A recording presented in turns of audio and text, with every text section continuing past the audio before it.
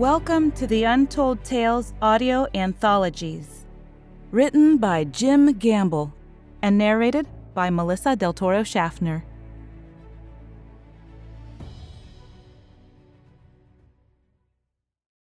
Family Matters.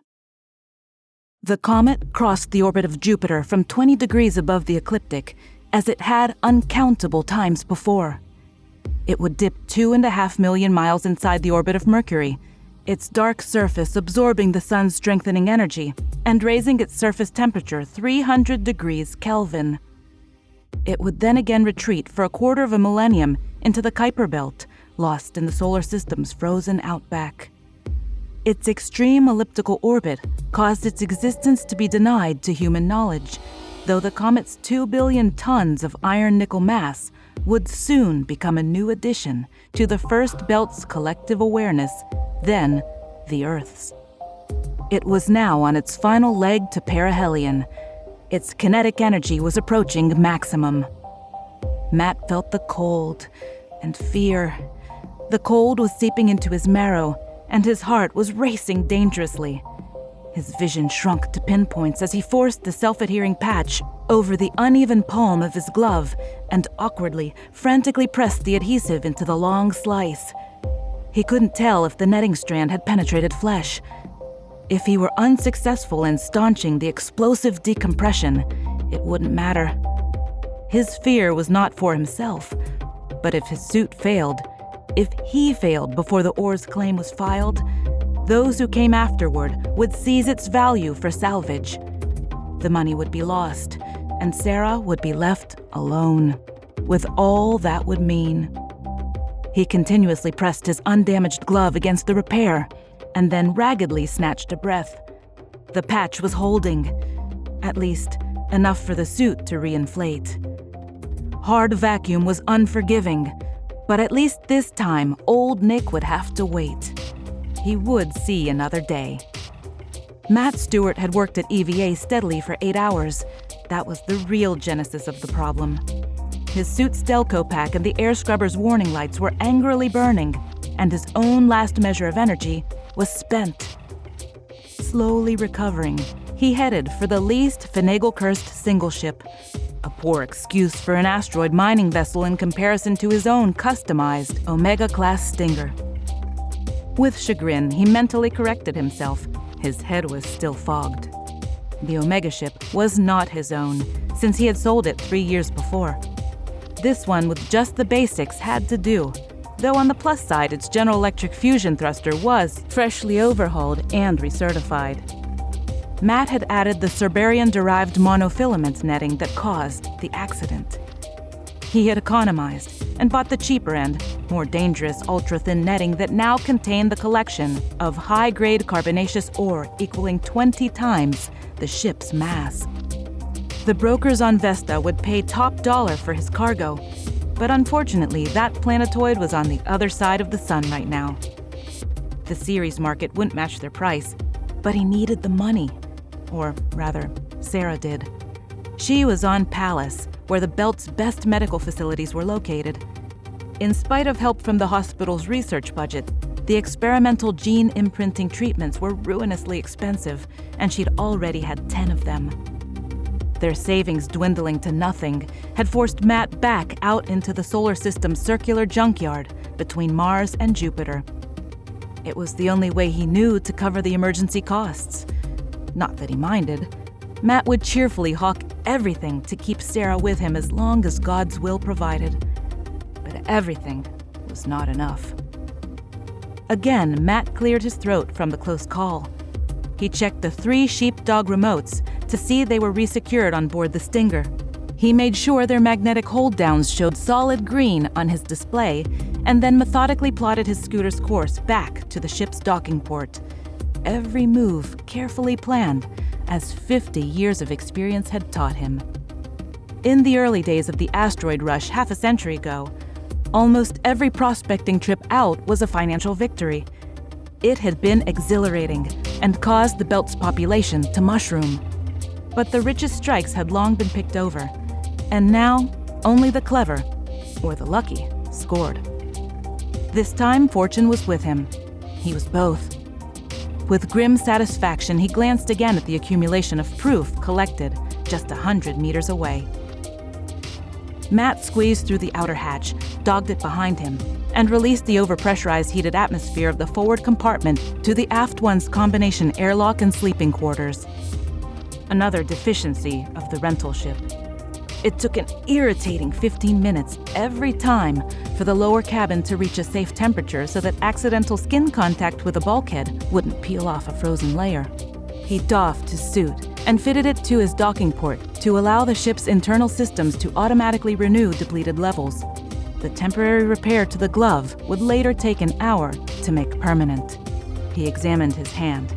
The monofilament's cut had only broken the skin. At last, he floated through the forward hatch into the cramped control cabin. He fought against exhaustion as he strapped down to the acceleration couch, noting the ship's emergency call light on the communication console. Automatically, he pressed the playback and stretched out to listen, secured against the webbing with his eyes closed. Finally, his heart rate began to slow. There were 2 messages. Emergency. Call to all belt personnel from nearside Mercury Station. A level 2 solar storm will begin 36 hours from 0000 Zulu, March 15th. Emergency.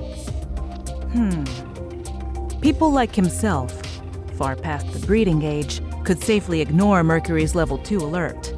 The recorder replayed the weather report 2 more times and then clicked to the second message.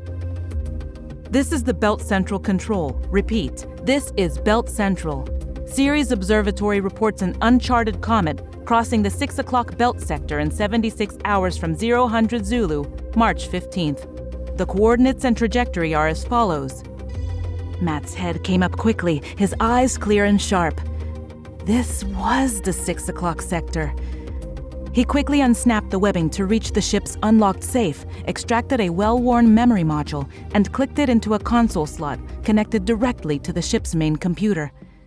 In full color, his personal astrogation program came alive in the holotank. Carefully, he keyed in the rogue's reported 14-digit position. In a separate window, its trajectory, as last reported by Central. The holotank displayed the 30 potential targets in pulsating yellow, each with its circular orbit and identifying number alongside. The new comet was represented by a curved red line, passing untouched through the belt and continuing its path to perihelion, a point just inside Mercury's orbit. Matt stared hard at the display. Finally, a faint smile crept across his worn face. The intruder would narrowly miss the 24-kilometer A721 asteroid by only 100,000 clicks. Excitement welled up in him. A721 was his third best choice. He looked at his air, fuel, and water reserves and made a decision. First, he would have to attach a prospecting claim beacon to his collected ore, and then head for A721 and plant a second beacon there, but for a different reason. By then, the rogue would be... Let's see... Matt again referred to the tank. 10 million miles away. Yeah, it was possible. Just barely. His exhaustion and 20 years fell away as he moved into action. 52 hours later, Matt reported in. Central, this is Stinger Single Ship X-Ray Zebra, 44771. This is X-Ray Zebra 44771. I want to report an unexpected high-energy collision between asteroid A721 and the cometary body at... He checked again the computer's numbers for his celestial billiards game. 22 hours and 14 minutes from 0000 Zulu, March 17. Like a drunken sailor, he had expended precious fuel at a maximum burn over the last 2 days since placing the beacon on A721. And then quickly commencing to the comet's location. He had delayed the ship's mid-course turnover to visually observe the comet early, matching the final trajectory afterward. The last piece of his scheme slipped neatly into place. The comet was tumbling all right, but very slowly, and almost exactly around the axis of its path. His stars and those around him were coming into alignment. It was almost impossible to gauge the rogue's mass, but Matt had a plan for that too. For the next 4 hours, he again worked himself to the brink by placing 10 explosive charges in a line parallel to the axis of rotation, together with still another beacon transponder on the same line. Now he was ready. Matt carefully backed his little ship 10 kilometers away and to the rear of the comet's trajectory, and activated the automatic computer program sequence. He had kept his idea to himself for 40 years, and he gained no small amount of satisfaction watching his plan unfold. The ship's automated radar collected A721 and the comet's locations. As the comet rotated to its optimal orientation, the computer automatically fired a single charge at a time and recomputed the newly observed results after each cut-and-try trajectory adjustment. 5 hours later, he had it. The system had only used 8 of the 10 charges, but Matt intended to use the final 2 for fine-tuning in the last hour just before the collision. All he had to do now was coast for another 17 hours before the combined fury of heaven and hell broke loose. It was common knowledge that once, 75 million years before, the planet Cerberus had been part of the solar system's celestial symphony of planets, predating the current asteroidal rock pile occupying the field between Mars and Jupiter. The greatest revelation, however, came when it was discovered the former planet was once the previous seat of the solar system's intelligent life. Proof had first come in sedimentary rock formation findings, and then, exactly 51 years ago, a deep penetrating radar probe had discovered the solar system's greatest find in all its history, the first of eventually 2 alien stasis packs. The 1848 discovery of gold at Sutter's Mill was a minor warm-up to the prospecting boom that followed. The stasis field was an utterly impenetrable marvel until a simple, strong magnetic field deactivated it. All Stinger ships possessed such magnetism in their fusion thruster containment coils, just as all ships now possessed a ready compartment and deep penetrating radar as standard equipment. The compartment involved little effort or expense, unlike the radar, but both represented an eternal optimism held by every belt prospector for the last 50 years. Matt's long-dormant plan was simplicity itself. He had identified 30 of the most promising targets based upon 2 conditions. Each asteroid had to be a remnant of the former Cerberus' crust, obviously the primary location for artifacts, and each chunk of real estate had to be more than a kilometer through its smallest dimension, so that 50 years of deep scanning radar probes had not as yet investigated its interior. The Cerberians, as they were popularly known, must have been both a clever lot and overly hostile. It was, after all, not easy to blow up an entire planet. Homo sap had been hard at work on the technique for 150 years now, and wasn't even close to such a catastrophic final solution. Pieces of that shattered world had visited Earth, and as continuing punishment for the destruction of a living world, caused a mass extinction on the third planet 65 million years before. The death of one intelligent species had thus given rise to another, as small warm-blooded mammals and their descendants then inherited the Earth. Everyone agreed that the stasis field was a true stroke of alien genius.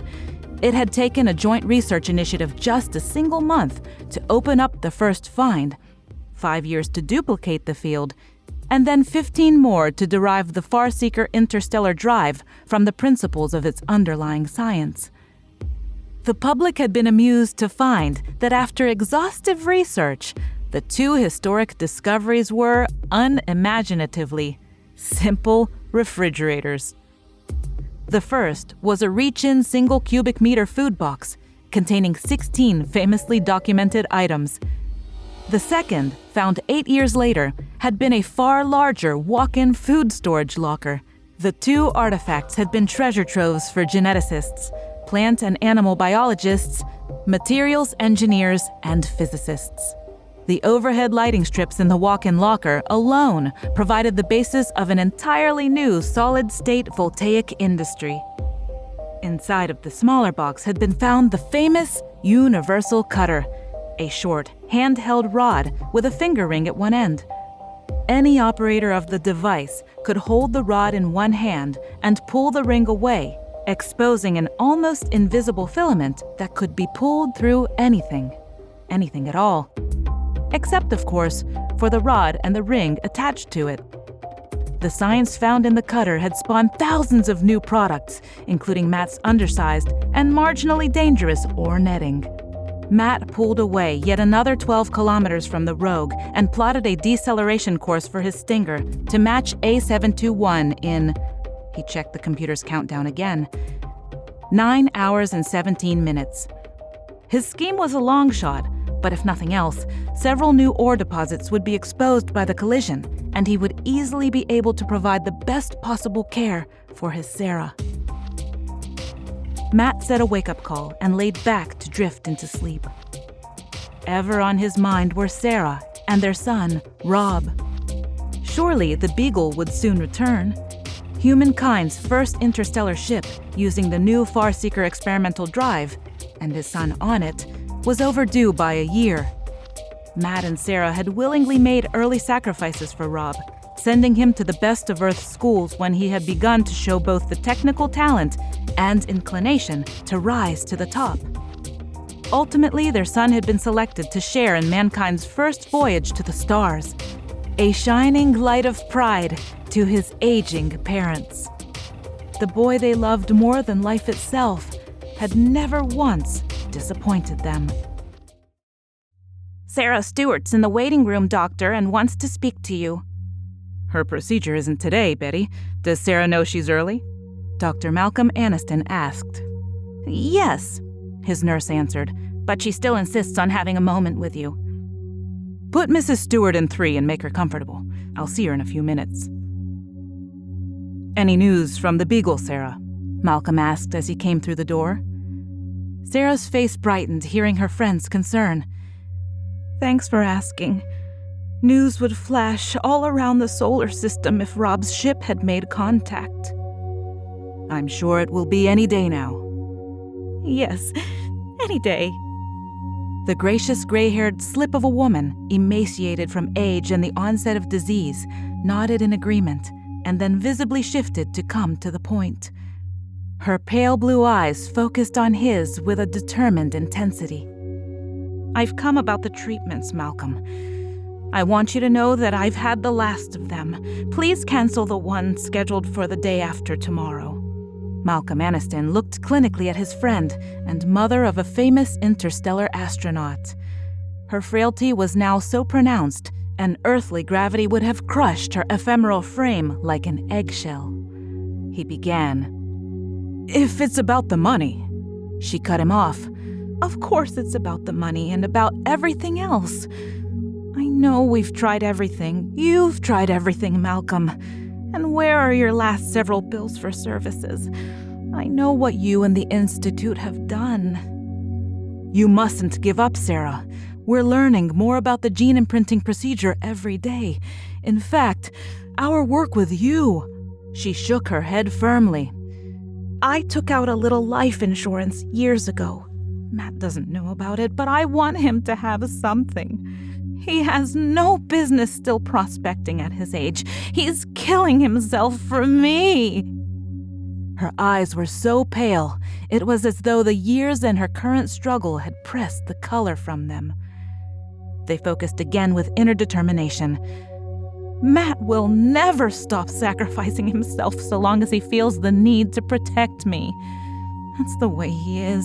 It's built into him. He's always been that way for Rob, too." "Isn't that a family trait? You would do the same, Sarah." "No, that's the tragedy. It's different now. This time I may no longer be able to rise and greet him when he comes home to me." With a visible effort, Sarah Stewart drew herself together and sat up, ramrod straight. "It's my time, Malcolm. Past time." Aniston let out a sigh. It was a tragedy when the vessel could no longer hold a soul so brightly burning. When this woman passed, the void beyond would be filled with a special spirit. Matt had been in constant deceleration for hours. As planned, the computer had fired the last 2 explosive charges an hour before making a final minute course change for the comet. The bullet was now headed for the exact center of the pickle barrel. He had gauged the strike like a diamond cutter positioning a large stone about to be cleaved, and was certain the necessary exact alignment had been made.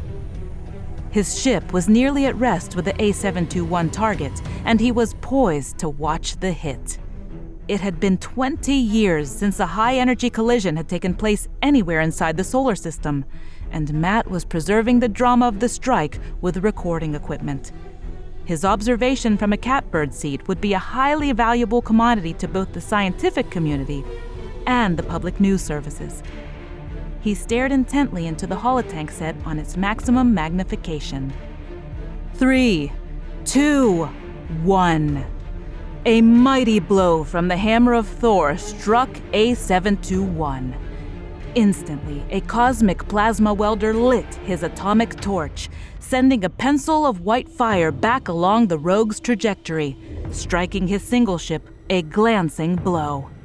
The combined orbit of A721's 3 new separate masses was changed, and the resultant trajectory of each of the calves caused them to slowly drift apart. Much had happened in the last 3 hours.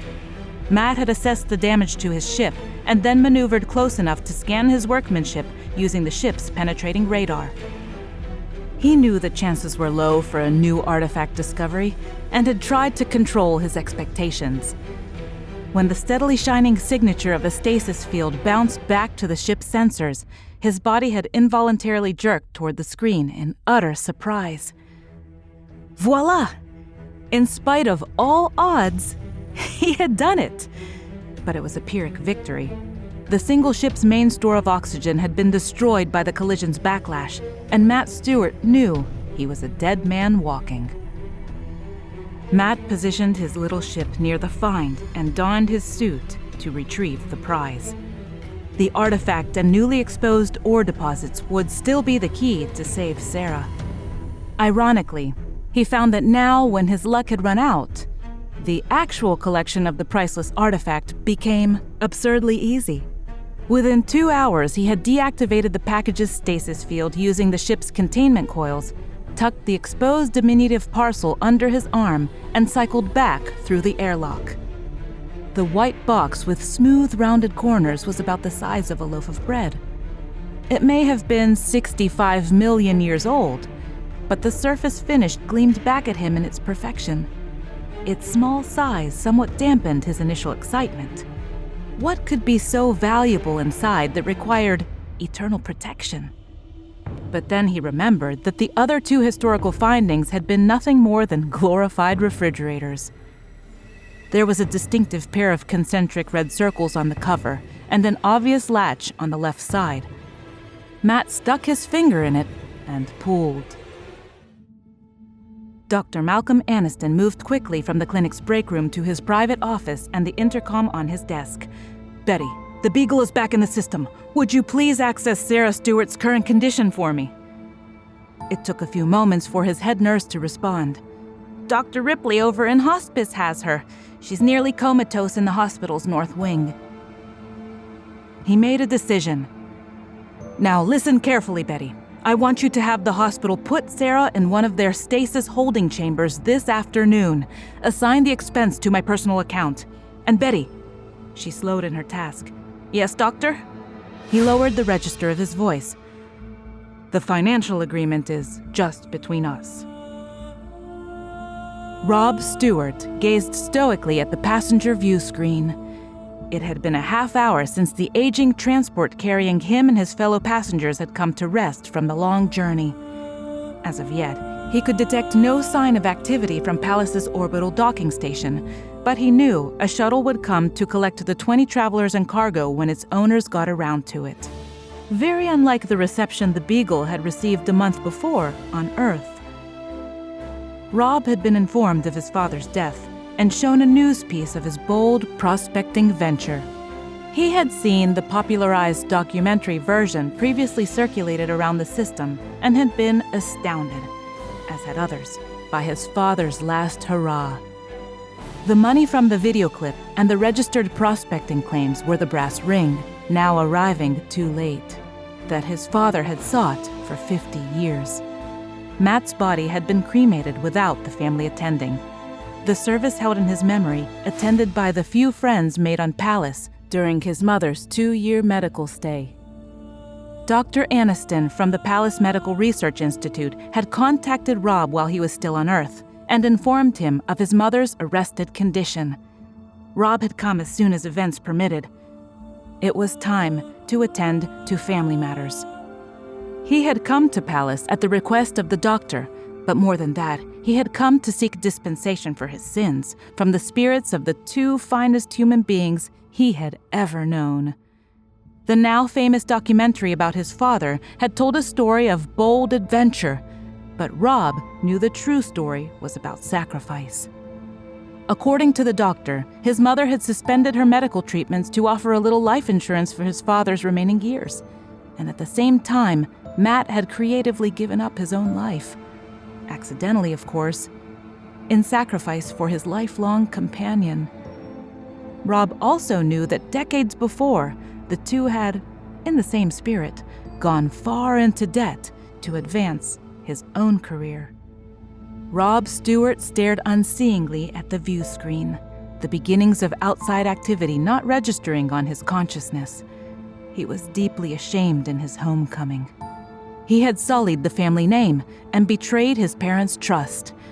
The deaths of 3 of his shipmates had been his own negligent fault, even though the Board of Inquiry held aboard the ship had absolved him of direct responsibility.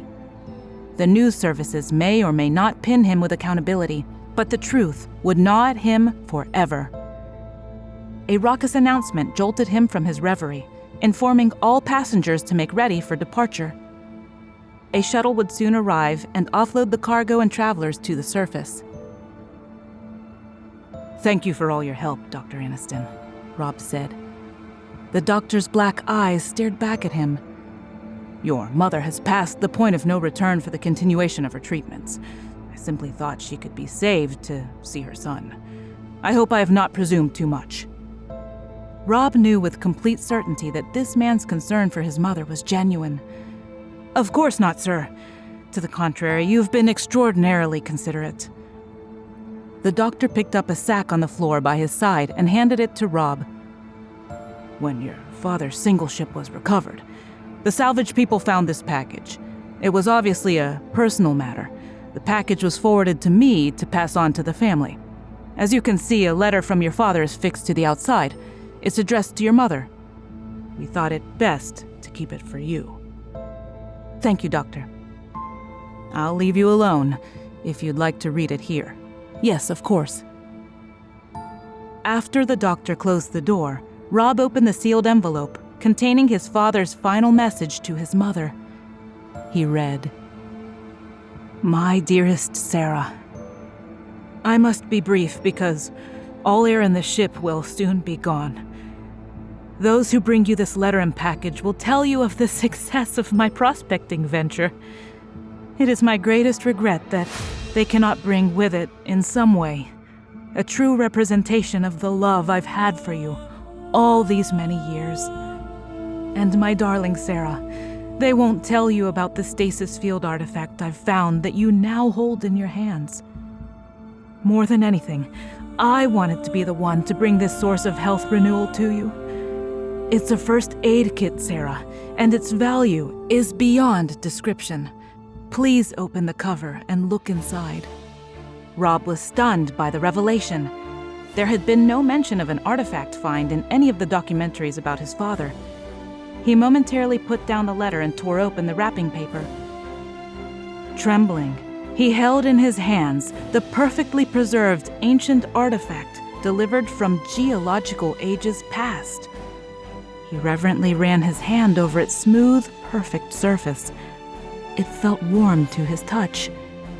At last, he snapped open the alien box's front cover noted what must be instructions written in an unreadable script inside the lid, and then concentrated on the opposing face. A knob inside a sliding grove presented itself with 3 main positions. The third position had a right-angle slide offering a choice of 5 additional sub-positions. Below the control was a depression large enough to insert 2 fingers. Reluctantly, Rob placed the open box on his lap and resumed reading his father's letter. The kit contains an intelligent virus that is capable of invading the system of almost any biological organism, arresting trauma, and restoring the patient to perfect health according to its own DNA blueprint. I just tried it, Sarah. As I write this, I am watching in a mirror to see a decade of my age roll back, and a cut in the palm of my hand close up and smooth over. It will all come too late for me, my dear, but with God's help, not for you. Sarah, you have always been the strong member of our partnership and must carry on and be there for our son when he returns. The slide control's first position is the one you want, and will restore you to health and youth when you insert your finger into the slot provided. I tried the first and the second control position. The second would have been an error, except it gave me an emergency medical briefing in the Cerberian's language. The written instruction script inside the front cover is now completely clear to me, and my mind is filled with a breathtaking overview of that former advanced civilization. The second position also automatically makes a recording of the user's memories as a kind of last resort in the event the kit's first aid effort for trauma is unsuccessful. The third position is a method to output the memories of up to a total of 5 first aid patients recorded by the kit. The briefing tells me the device now contains the complete memories of 2. The mind of a Cerberian who lived 65 million years ago is recorded at the first notch selection, and now my own is recorded at the second. You must not use either one of these 2 choices in the third position, Sarah, because the kit will completely overlay you, the receiver's mind, with that new recording, effectively destroying your personality. Time is short, my love. I must go. Forever yours, Matt. Rob wiped his eyes. He wrote a note to himself on the bottom of his father's letter about his mother's condition and where the doctor had sent her.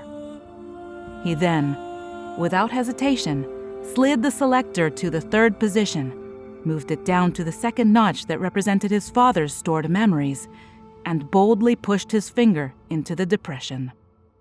Forever yours? Yes, he would make it so. Mercifully, his own pain would soon ease, and his parents would again be reunited.